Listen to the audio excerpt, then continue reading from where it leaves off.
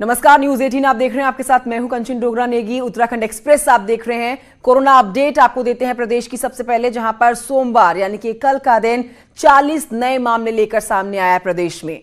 नैनीताल में 9, उधम सिंह नगर में 5, पौड़ी में 3, देहरादून में 1, टिहरी में 10, पिथौरागढ़ में 1 मामला। कुल मिलाकर 40 नए मामले आए थे कल। कोरोना पॉजिटिव का आंकड़ा पहुंचा अब 357 पर, जिसमें 58 रिकवर कर चुके हैं और 295 एक्टिव केसेस हैं और कुल मिलाकर 4 लोगों की जान गई है।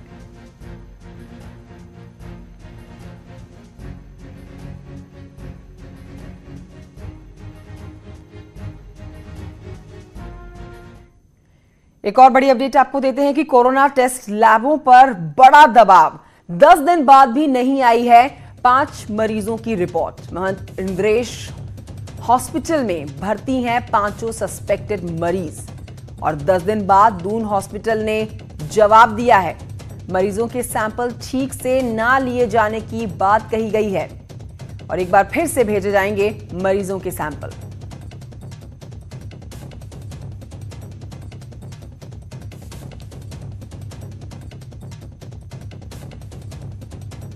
और आइए सीधे रुख करते हैं प्रदेश की तरफ, जहां से मेरे सहयोगी सुनील नप्रभात इस समय पूरी जानकारी के साथ मौजूद हैं। सुनील नप्रभात, सप्ताह का कल पहला दिन था।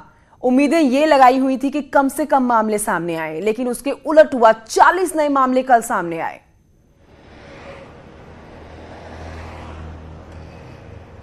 देखिए कंचन, जिस तरह से प्रवासियों की आमद हो रही है जब बड़ी मात्रा में, अब तो हवाई यात्रा भी शुरू हो गई है। शनिवार को हमने देखा कि 92 मामले सामने आए, रविवार को 72 मामले सामने आए और सोमवार को हमने देखा कि 40 और नए केस सामने आए। इसी रफ्तार से ये लगातार बढ़ते जा रहे हैं आंकड़े। टोटल 357 पॉजिटिव की संख्या पहुंच गई है, तो 295 के आसपास एक्टिव केसों की संख्या पहुंच गई है। और जिस तरह से अभी हमने अपने दर्शकों को बताया कि अब लैबों पर भी इसका दबाव देखने को मिल रहा है कि दून हॉस्पिटल में जो 10 दिन पहले जिन पेशेंट्स के सैंपल भेजे गए थे, 10 दिन बाद भी उनकी सैंपल रिपोर्ट नहीं आई। तो अब धीरे धीरे ये तमाम खामियां भी सामने आने लग गई हैं, क्योंकि लगातार प्रेशर बढ़ता जा रहा है। लेकिन सुनील नप्रभात, इस बात को समझना होगा डॉक्टर्स को, अस्पताल प्रशासन को, कि जैसे जैसे प्रदेश में प्रवासी वापस आ रहे हैं वैसे वैसे टेस्ट करने की संख्या जो तेजी से बढ़ानी होगी। ऐसे में ये बड़ी लापरवाही बोली जाएगी जिसमें 10 लोगों का टेस्ट होता है और रिपोर्ट अभी तक नहीं आती है। बिल्कुल कंचन, क्योंकि ये निजी हॉस्पिटल में आइसोलेशन वार्ड में भर्ती हैं और खुद पेशेंट के जो तीमारदार हैं उनकी शिकायत थी कि आखिर 10 दिनों तक वो इस आशंका में गुजरे हैं कि हमारे पेशेंट को कोरोना है या नहीं है। वो उसकी ठीक से देखभाल भी नहीं कर पा रहे हैं। आखिर क्यों नहीं ये रिपोर्ट आ रही है? तो फिर जब निजी हॉस्पिटल ने ये दून हॉस्पिटल को कहा कि भाई क्यों नहीं आप 10 दिन बाद हमारी सैंपल रिपोर्ट दे रहे हैं, तो पहले तो इस बात को ही नकार दिया गया कि यहाँ पर कोई सैंपल रिपोर्ट आई।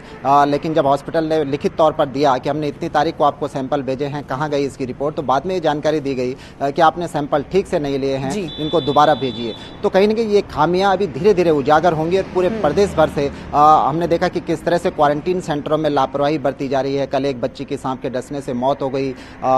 उधम सिंह नगर में हमने देखा कि महिला के साथ छेड़छाड़ हो गई। ऐसी तमाम केसेज अब सामने आ रहे हैं। लेकिन सरकार ने अब इन सब घटनाओं से रूबरू होने के बाद एक निर्णय लिया है कि जो भी प्रवासी अब आएंगे उनको एंट्री गेट पर ही, चाहे वो हरिद्वार में आए, देहरादून में आए, कोटद्वार पहुंचे या हल्द्वानी पहुंचे। सुनील नप्रभात, बहुत शुक्रिया आपका जानकारी के लिए। तो लगातार मामले बढ़ रहे हैं और कुछ प्राइवेट हॉस्पिटल्स की यहां पर खामियां भी सामने निकल कर आ रही है। बढ़ते हैं आगे और आपको बताते हैं कि मुख्यमंत्री त्रिवेंद्र सिंह रावत लगातार जिलों में जाकर कोरोना से निपटने के लिए हो रहे इंतजामों की समीक्षा कर रहे हैं। सोमवार को सीएम ने हल्द्वानी में, नैनीताल और रुद्रपुर से उधम सिंह नगर के अधिकारियों से हालात पर रिपोर्ट्स ली और इस दौरान सीएम ने सतर्कता बरतने के निर्देश दिए।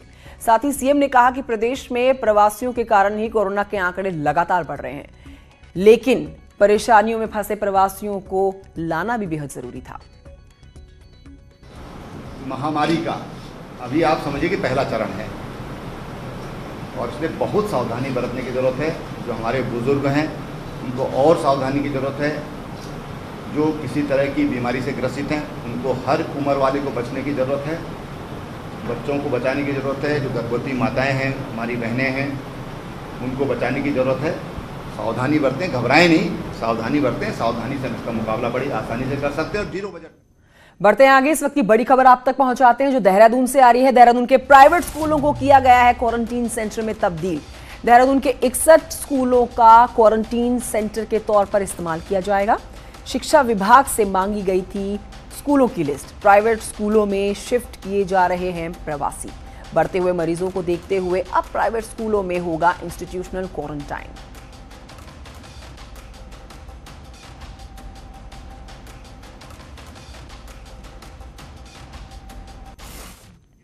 एक और बड़ी खबर हरिद्वार से। यहां पर युवती से गैंगरेप के मामले में 4 लोगों पर गैंगरेप का आरोप। थाना सिलकुल क्षेत्र में रहने वाली युवती ने लगाया आरोप।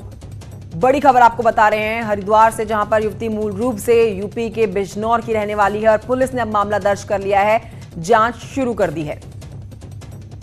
हरिद्वार से बड़ी खबर, युवती से गैंगरेप का मामला। 4 लोगों पर गैंगरेप का आरोप लगा है। मामला पुलिस ने दर्ज कर लिया है। युवती ने लगाया आरोप गैंगरेप का।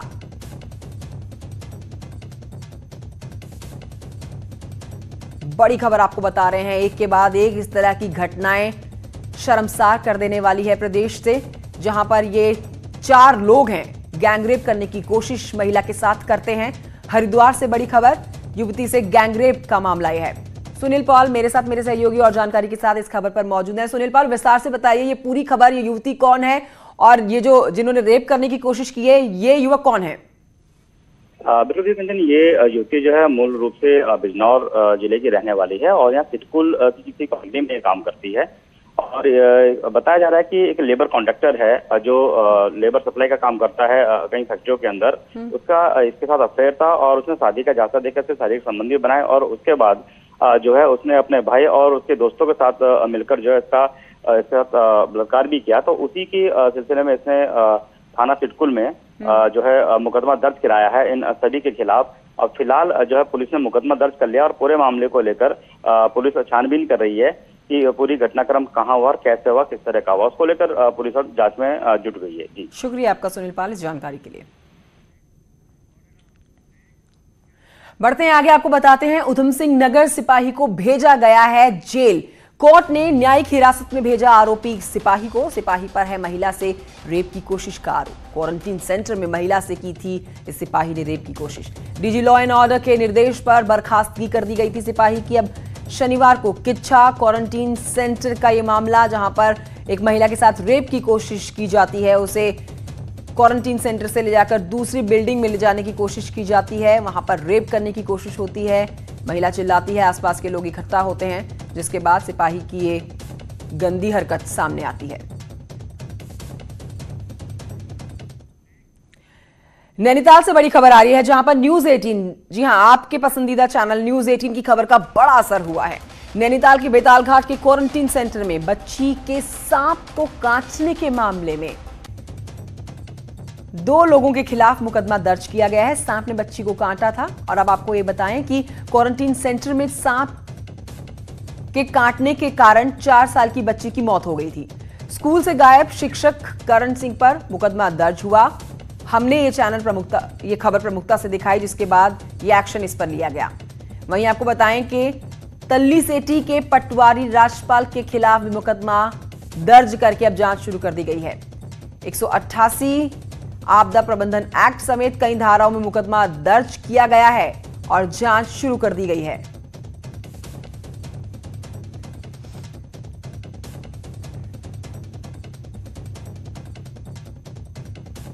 Welcome back. ब्रेक के बाद आगे बढ़ेंगे बड़ी खबर के साथ। ऑनलाइन एग्जाम को लेकर ये बड़ी खबर आ रही है, जहां पर समूह ग के एग्जाम को ऑनलाइन कराने के लिए एमओयू की तैयारी है। सरकार ने फाइनेंशियल बिड को दी मंजूरी। अब बिड में एक कंपनी ने ही हिस्सा लिया था।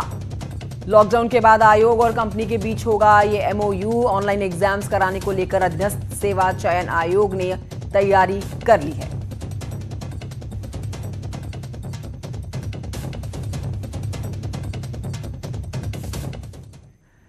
बढ़ते हैं आगे, नैनीताल की खबर आप तक पहुंचाते हैं, जहां पर चाइना पीक की पहाड़ी में करीब 3 फीट चौड़ी दरार पड़ गई है। यह पहाड़ी बेहद संवेदनशील है और इसी साल फरवरी में पहाड़ी से भूस्खलन हुआ था। अब फिर दरार दिखने से क्षेत्र में हड़कंप है। इस पहाड़ी के ट्रीटमेंट के लिए फाइल भी चली थी जो धूल में पड़ी हुई है। 90 के दशक में भी इसी पहाड़ी से जबरदस्त लैंडस्लाइड हुआ था, जिसके बाद ट्रीटमेंट किया गया था।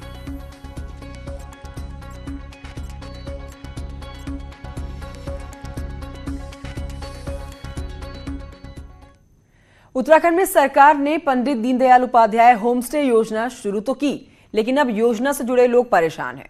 लोगों ने लोन लेकर होमस्टे तो बना लिया, लेकिन अब उन्हें होमस्टे चलाने में कोई फायदा नजर नहीं आ रहा। प्रदेश में लोगों को स्वरोजगार से जोड़ने के लिए सरकार ने होम स्टे योजना शुरू की है, जिसमें पहाड़ में आने वाले व्यक्ति को घर जैसा माहौल मिल सके, वो घर जैसे खाने से लेकर परिवार के साथ सुकून के पल बिता सके। जिसमें सरकार ने खंडहर हो चुके घरों को होम स्टे बनाने के लिए योजना चलाई और अब तक 1514 लोगों ने होम स्टे खोलने के लिए अपना रजिस्ट्रेशन भी करवाया। सरकार की तरफ से 10 लाख रुपए तक लोन देने की व्यवस्था भी है, लेकिन लॉकडाउन के चलते धंधा चौपट हो गया है। अब जो चल रहा था वो चल रहा था, लेकिन अब तो ये प्रकृति का ऐसी मार है, वायरस की वजह से जो है 22 तारीख से लॉकडाउन है। अब तो हमारे सामने ये संकट पैदा हो गया है कि इसकी किस्त भी हम कहां से दें। हालांकि पर्यटन मंत्री कहते हैं कि सरकार ने बहुत उम्मीद के साथ पंडित दीनदयाल उपाध्याय होम स्टे योजना शुरू की है। मेक माई ट्रिप के साथ भी करार किया गया, लेकिन लॉकडाउन से लोगों को परेशानी हो रही है। वहीं ऐसे लोगों के लिए विभाग ने प्रपोजल बनाया है, बस सरकार के अप्रूवल का इंतजार किया जा रहा है। और जो हमारा होम स्टे का कॉन्सेप्ट है, जिसमें 2 कमरे 3 कमरे, इसमें एक परिवार को लेकर के पूरे सोशल डिस्टेंसिंग के साथ किसी भी गांव में आप रह सकते हैं। मोबाइल के जरिए आप मालूम करिए कि भाई आपका होम स्टे खाली है और सोशल डिस्टेंसिंग के साथ गढ़वाली खाने को खाते हुए, गांव का जीवन देखते हुए आप सोशल डिस्टेंसिंग के साथ आप अपने टूरिज्म को कर सकते हैं। उत्तराखंड में कोविड-19 के पेशेंट जिस तेजी के साथ बढ़ रहे हैं, बहुत मुश्किल लग रहा है कि पर्यटन व्यवसाय जल्द पटरी पर लौट पाए। हालांकि सरकार की तरफ से आश्वासन जरूर दिया जा रहा है कि जल्द से जल्द इन लोगों के लिए भी कुछ न कुछ सोचा जाएगा। कैमरा पर्सन भरत शर्मा के साथ भारती सकलानी, न्यूज 18 देहरादून। देश भर में भले ही कोरोना का खौफ हो, लेकिन रुद्रप्रयाग के ग्रामीण क्षेत्रों में बने हुए क्वारंटीन सेंटर्स में कोरोना से ज्यादा भूतों का भय लोगों को सता रहा है। रिपोर्ट देखिए। एक और प्रदेश में कोरोना के मामले लगातार बढ़ रहे हैं और कोरोना वॉरियर्स के साथ ही प्रशासन कोरोना से जंग भी लड़ रहा है, तो वहीं दूसरी ओर प्रवासियों की अजीबोगरीब शिकायतें सुनने को मिल रही हैं। आप भी सुनिए रुद्रप्रयाग के क्वारंटीन सेंटर्स में रह रहे प्रवासियों की शिकायत क्या है। क्या लगा आपको? भूत के बारे में क्या लगा? ऐसी थोड़ी सी कभी आवाज आती है बस। अच्छा, किस तरह की? किस तरह की आवाज? कल तो ऐसी आ रही थी जैसे थाली नहीं बजती है। हाँ। ऐसी आ रही थी कल। कुछ तो पता नहीं, बट वैसे मतलब आवाजें टाइप की आती है, मतलब कुछ हाँ। बजाने की और खिड़की पे आवाज खटखट करने की। हाँ। वहीं कई स्थानीय लोगों का यह कहना है कि कई प्रवासी इस तरह भूतों की अफवाह फैलाकर क्वारंटीन से बचने की कोशिश कर रहे हैं। क्वारंटीन सेंटरों में भूत आ रहा है और लोगों को परेशान कर रहा है, या कुछ लोगों द्वारा क्वारंटीन से बचने का प्रयास किया जा रहा है। हालांकि स्थानीय विधायक इसे लेकर जागरूकता की बात कह रहे हैं। 2 महीने जो परेशानी इन प्रवासी साथियों ने झेली है, उससे इनकी मानसिक स्थिति भी इस तरह की हो सकती है कि इनका भय का वातावरण। इस वैज्ञानिक युग में अब इसे अंधविश्वास कहें या फिर ग्रामीणों का वहम या फिर क्वारंटाइन सेंटर में ना रहने की अनिच्छा, लेकिन इस तरह की जो बातें हैं वो जो हैं समाज में एक डर का माहौल पैदा कर रही हैं, जिनसे निपटना भी एक बड़ी चुनौती प्रशासन के लिए है, ताकि कोरोना से लड़ाई और मजबूती से लड़ी जा सके। शैलेन सिंह रावत, न्यूज 18, रुद्रप्रयाग। पहाड़ों में आम जनजीवन भी पहाड़ जैसा ही होता है। ये तस्वीर आपको जो दिखाएंगे उससे आप ये खबर समझ जाएंगे, जहां पर एक बार फिर से दिखाई दे रहा है कि जोशीमठ के द्रोणागिरी गांव की ये तस्वीरें, जैसे गांव में एक व्यक्ति की तबीयत खराब होती है और तबीयत खराब होने पर किस तरह से ग्रामीणों ने इसे स्ट्रेचर पर तैयार करके मरीज को गांव से 9 किलोमीटर दूर सड़क तक पहुंचाया है। अब इसके बाद मरीज को हायर सेंटर ले जाया गया। तस्वीर में साफ देखा जा सकता है कि किस तरह ग्रामीण जो हैं तंग रास्तों को पार करके बुजुर्ग को इलाज के लिए ले जा रहे हैं। तो ये पहाड़ की तस्वीरें जहां पर जिंदगी पहाड़ जैसी है, एक बीमार जिसको अस्पताल तक पहुंचाने के लिए कितनी जद्दोजहद करनी पड़ रही है। खुद से बनाया हुआ स्ट्रेचर जिस पर मरीज लेटा है और 10 किलोमीटर का लंबा सफर तय करके हॉस्पिटल पहुंचाया गया।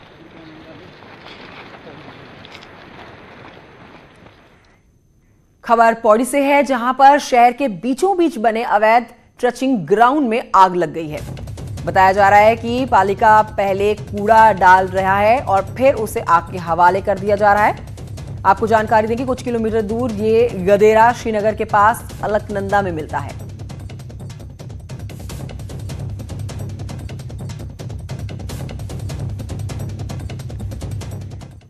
खराब प्रदेश की खबर जो है वो शराब कारोबारियों से जुड़ी हुई है, जहां पर हड़ताल कल से अनिश्चितकालीन के लिए बंद और शराब की दुकानें प्रदेश के ज्यादातर शराब कारोबारियों का विरोध जारी। रोजाना की बिक्री पर वसूला जाए पैसा, कारोबारी महीने की बिक्री सिर्फ 30 से 40%। कारोबारी आज कर सकते हैं आबकारी अधिकारियों से मुलाकात।